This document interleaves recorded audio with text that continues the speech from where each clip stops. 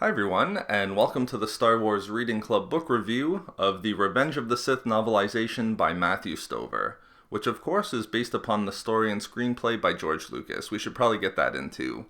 But personally for me, this one feels like it's been a long time coming, just because it's a novel that's been recommended to me forever, and a lot of people have pointed me in the direction of this novel, and I've always seen good reviews for it, so it's definitely a long time coming, and I'm happy that I could finally read it. Just right off the top, I would definitely say I enjoyed it quite a bit and would recommend it. And it is funny because if I had to choose between the movie version of the story and the novel version, I would probably have to go with the novel. I would say that I really enjoyed the different aspects between the movie and the novel. But I was able to look up when the novelization came out, and I was actually surprised. It came out April 2nd, 2005.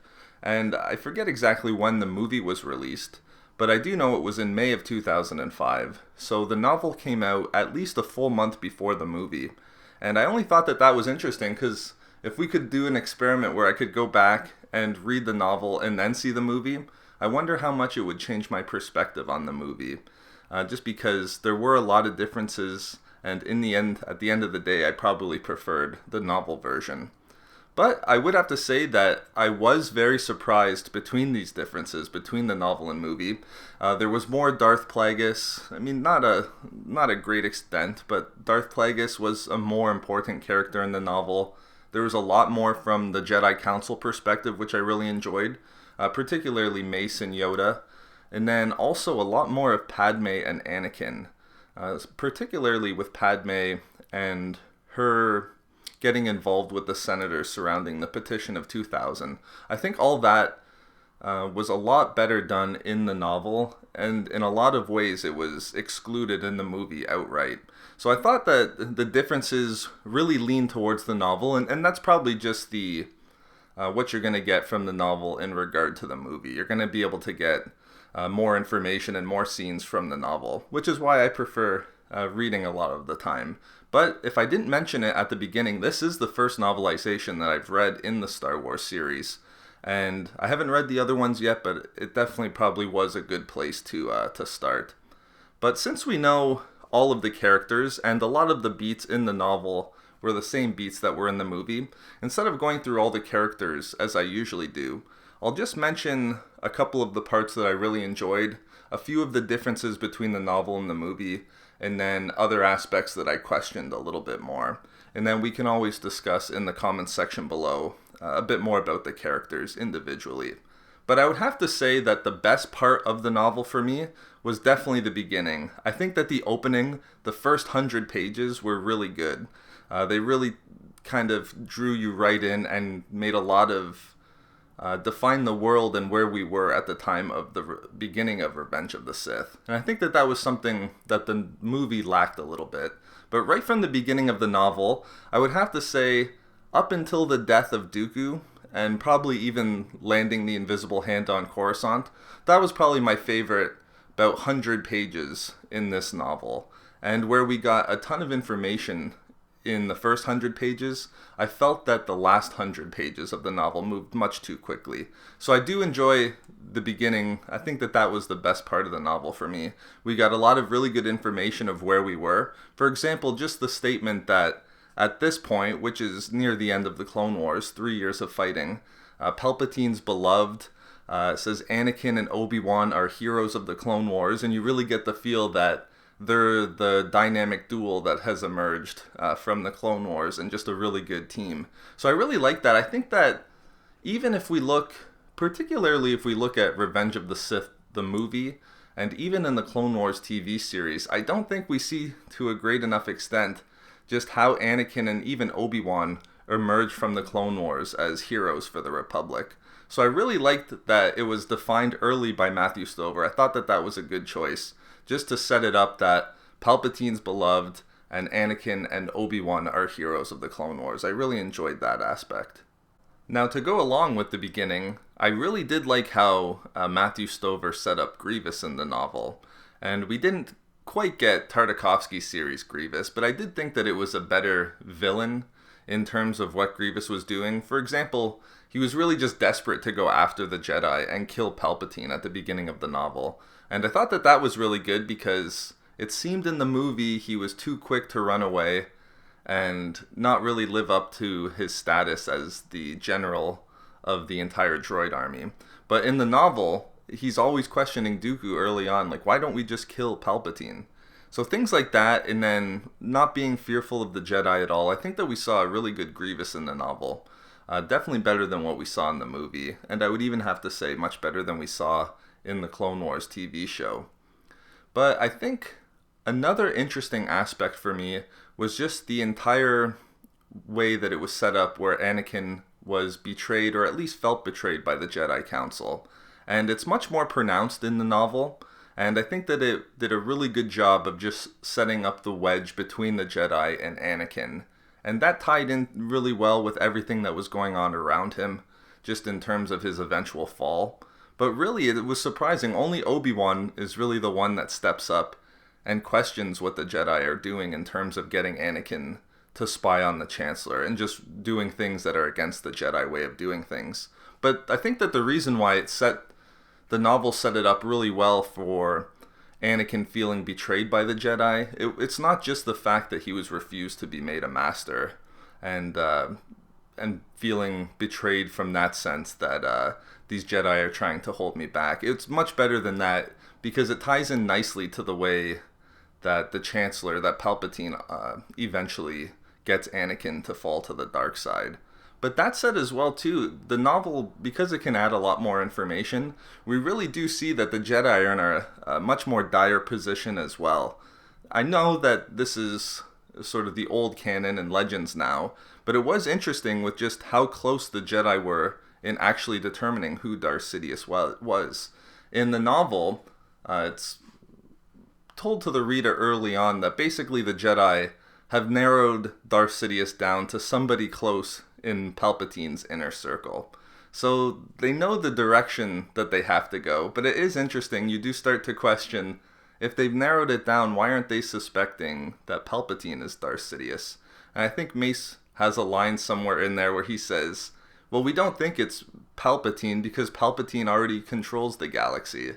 But then you would just question Mace and think, well, then why wouldn't the Dark Lord of the Sith want to keep that power? But nonetheless, you do feel that the Jedi are in a really dire position as well. So you have much more urgency in the novel, which I really liked. You feel like everything that went on between the start of the novel, between the Battle of Coruscant and Anakin's eventual fall, you felt like all those events lined up perfectly.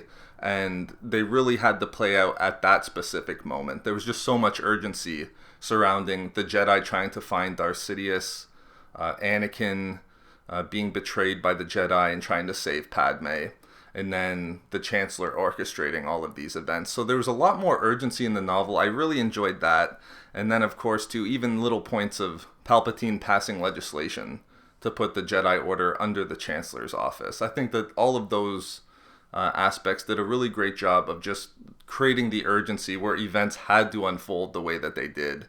And then included with the betrayal of Anakin and the Jedi Council, it really makes Anakin's fall that much better. But just staying on the topic of Anakin's fall, I thought that in the novel here, the seduction of Anakin by Palpatine is much better done. It's much slower, it's more calculated. It also connects, like I was saying, it connects nicely to everything that's going on. And you really get the idea that Palpatine just basically completely spins Anakin in a circle. He doesn't really know who to trust or what's going on around him.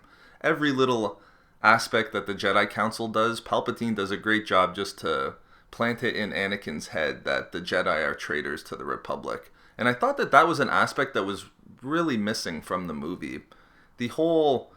I get the whole turning to the dark side to save Padme, but in the movie, I do question a little bit just the motivation for his turning against the Jedi Order.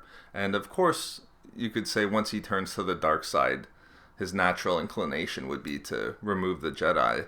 But more goes on in the novel in this respect. It's more so Anakin turns to the dark side to save Padme, and then also views the Jedi as traitors. And it really comes down to that Mace-Palpatine duel, where it's basically set up perfectly. I thought Matthew Stover did a really good job of building to Anakin's fall. And another nice aspect that I like, just that ties Anakin and Palpatine together nicely, is just that it's actually said outright that Palpatine was like a father to him, and Palpatine took him under his wing early, of course, to seduce him and eventually bring him to the dark side. But it even said aspects that Palpatine was teaching him politics and things like that. I thought that that was really good. It established a really nice history between Anakin and Palpatine that we don't see in the movie or the novel, but we can just imagine their relationship building through the years. And also, too, just the Padme relationship. Padme was much better in the novel, I would have to say. And the relationship between Padme and Anakin was much more interesting. And I know that the scenes, there's deleted scenes with Padme in the Petition of 2000, but that was a very interesting plot device in the novel, to the extent that Palpatine even made Anakin believe that Padme was betraying him to a certain extent, and that she was joining the Jedi in ultimately becoming traitors to the Republic. So again, too, it's just a really good job that Palpatine was doing. You see the seduction of Anakin be much more calculated, and it happens a lot slower. It really builds in a really nice way. But also, too, the interesting aspect underlying Anakin's fall, again, it's really well done, but Matthew Stover sets it out that there was this internal dragon within Anakin. And basically, the way that I understand it, and it's been a couple of weeks since I've read it, but I hope I'm not misinterpreting it, but Anakin had this internal dragon that would remind him that everyone around him will eventually die, and he doesn't have the ability or the power to be able to save the ones that he loves the most. But a really interesting aspect, and I love that it built to this, after Anakin falls to the dark side and joins Palpatine, he basically is at that point able to get rid of the dragon, which he had been unable to do the entire time. And it's something that's always plaguing him. But the reason he's able to get rid of the dragon is that he can now be in control. That he's the one who can make the decision to save the ones he loves. And in this case, it's Padme. So it really gave Anakin a really nice motivation also for joining the dark side. Because after joining the dark side and joining Palpatine, now he's in control and isn't vulnerable or left helpless as he was through his Jedi training, where he wasn't able to have attachments, and if he had them, he had to let them go. And Anakin wasn't going to let it go. He wasn't going to let Padme die. So it was very interesting that he was only able to get rid of that internal dragon once he was able to step up, free himself of his Jedi training, and then actually make decisions that would let him save the ones that he loved. So I thought that that was really good, just because it gave Anakin, that was the first thing he turned to, if I'm remembering it correctly. He was able to silence that internal dragon, because now he could make the conscientious choice to do the things that were necessary to save the ones that he loved. I thought that that was a really good device by Matthew Stover. Now, I think I would be remiss, and it would probably be a mistake on my part, if I didn't address Count Dooku in some respect in this review. I'd have to say, if I had to point to the most interesting character, or at least the one that was most surprising, just given the way that it was played in the movie, I would probably have to put Count Dooku in that position. And the main reason for that is he's set out by Matthew Stover in the novel as just somebody who's tired of playing the villain. And I thought that that line was really interesting and just gave a good look into what Dooku's point of view was at this point after 3 years of fighting the Clone Wars. You really get at least I did, you got the feeling that he was just sort of over it all and really wanted to move on to the next phase that he and Sidious were working towards, about bringing a new order into fruition with less chaos and more somebody strong at the top who could just dictate freely over the entire galaxy. But it was interesting, and I do feel bad for Dooku a little bit in the movie as he's about to be executed by Anakin, but I did also feel bad for him in the novel. And I think the main reason for that is, even though he's in the movie, only in those first initial scenes, you get a lot of really good Dooku material in the novel, because the first 100 pages are so in-depth, and a lot of them are written from the perspective of Dooku. So he was, even though he's in the movie only in a few scenes, he is a big part of the novel, I feel like. And it just it is interesting for me just to get that perspective by him, that he really is just tired of the entire war and is even willing to let Obi-Wan live, things like that. It seems that he's really, at this point, you get the idea in the novel that he's really gone as far as Sidious needs him to go, and is expendable at this point, where he is executed by Anakin. But I did think that Dooku played a really interesting part in the novel, and I really appreciate the perspective that Matthew Stover provided. So those were my favorite aspects of the novel. If I had to break them down, I would probably say the opening bit, particularly the duel between Obi-Wan and Anakin and Count Dooku. I think that was really good. The perspective that you saw in there was really well done. And then also just billing Palpatine as a beloved Supreme Chancellor, and then Obi-Wan and Anakin as heroes of the Clone Wars. I think that set the stage very well.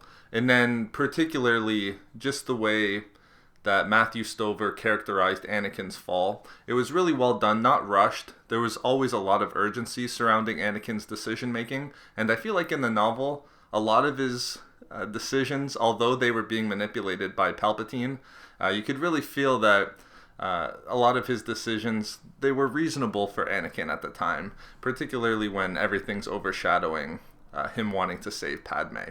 So I thought that his fall was really well done. If I had to point out some areas that I think were lacking in the novel, I think that the end was really disappointing. And I think that and when I say the end, I think everything after Anakin fell to the dark side. And I think it's only disappointing relative to the really good information that we got and the really long scenes that we got at the beginning of the novel. I think the way that the Obi-Wan and Anakin scenes on the Invisible Hand were really well done and gave a lot of really good information, and went over, I would say, about 100 pages, give or take. It felt like from Anakin's fall, everything was just really rushed, and I was hoping that we would get a lot more perspectives from the different characters. Yoda we got quite a bit on, and I enjoyed the Yoda's perspective in a number of different areas, particularly with his duel with Darth Sidious. But I was really hoping that we were going to get just some more information about what Darth Sidious was doing after Anakin's fall, but even more so, I was really hoping that we were getting some scenes from Anakin's perspective on his attack on the Jedi Temple. And really, we didn't get anything. In fact, I would say that there was more in the movie regarding the attack on the Jedi Temple than in the novel. So it moved a little bit too quickly at the end. Even Obi-Wan and Anakin's duel felt like it was rushed to some extent. I think the best part of the ending was probably when Anakin went to Mustafar and executed the Separatist ruling council. So I thought that was really good. We got a good perspective of Darth Vader at that point, but I was hoping for more, particularly since there's all those really key scenes with Anakin and Padme, Anakin and Obi-Wan duel, and then even just with the rise of Darth Vader in his suit. I was really hoping for more at the end of the novel. But also, too, I think one thing that was surprising is just in regard to the entire Order 66 and how it played out. Specifically, and this might be a little bit nitpicky, but I tried to stay away from being too nitpicky about the novel, particularly since a lot of the main beats were just in line with the movie. But there was at one point where Commander Cody on Utapau gets the order to execute Order 66 from Sidious, and when he gets it, Cody says, "Yes, my lord," just in replying to execute the order. But at that point, too, it said that Sidious had already become disfigured by Mace, and at that point was disfigured and also hooded. So I was just wondering how Cody knew that it was Palpatine giving the order. But then also, too, it just wasn't explained very well why the clones immediately started to execute Order 66, and I only point out Commander Cody in this respect because he had a good rapport with Obi-Wan up until that point. And in fact, just like in the movie, they had a really funny exchange, and just their typical exchange between Jedi and clone that we've come to know through the Clone Wars TV series. But there was a really good exchange, and then he immediately gets the order to execute Order 66 from someone he says, my lord to, and then someone who's hooded and disfigured at that point. So I was just wondering, what was Cody's motivation for carrying out the order? I wish that we saw just perspectives like that at the end of the novel. I think it would have been really interesting for Matthew Stover to start to explain those aspects a little bit more. And I think, to be honest, I wanted more explanation on the clones and just their decision making to carry out Order 66, just given the era in the canon timeline, because at this point they don't have the chips implanted in them by the Kaminoans. It's just their own free will with them deciding to carry out Order 66, basically because they're good soldiers aligned with the Republic and the Supreme Chancellor. So I wanted a little bit more from Cody on just why he was willing at that point to do a complete 180 with the potential of him not even knowing who it was giving the execution order. So I thought just from that perspective from the clones was lacking. But again, I'm not going to get too nitpicky. I did enjoy the book overall. I just thought some of the scenes at the end of the novel were a little bit too rushed. But with that said, I would definitely recommend it. I thought that it's a great accompanying novel to the actual movie. So I would definitely recommend it if you do have the ability to get your hands on it. But that's the review for the Revenge of the Sith novelization. I've already read a number of other books, including Outbound Flight and also the James Luceno novel, Dark Lord, The Rise of Darth Vader. So I will be getting to those reviews in the next coming weeks. But also, too, I have a pretty ambitious goal set for doing book reviews in the next coming weeks.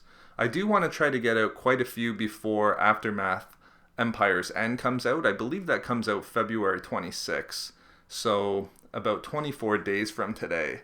If I could, I would like to get the Outbound Flight review and then also The Rise of Darth Vader out before then for sure, but I would also, if I could, get the Darth Bane Path of Destruction review, which has really been a long time coming. I would love if I could get that out before the 26th of February. But also, too, I would also like to get the Rogue One novelization out before the end of the month. That might be pushing it a little bit too much, and even if we could only get half of those reviews out, I think we will have done a good job. But I do want to try to make more of an effort to get out book reviews, particularly in the next coming weeks as Empire's End is quickly approaching, and that's definitely one that I'm looking forward to myself. But I hope that you enjoyed this review. Again, I would definitely recommend the Revenge of the Sith novelization, and as always, I'm more than happy to hear what your opinions are on the novel itself. If you want to leave those down in the comments section below, I would be happy to discuss the novel with you there. But thank you very much for listening, everyone. I hope you guys all have a great day, and I'll talk to you guys again soon.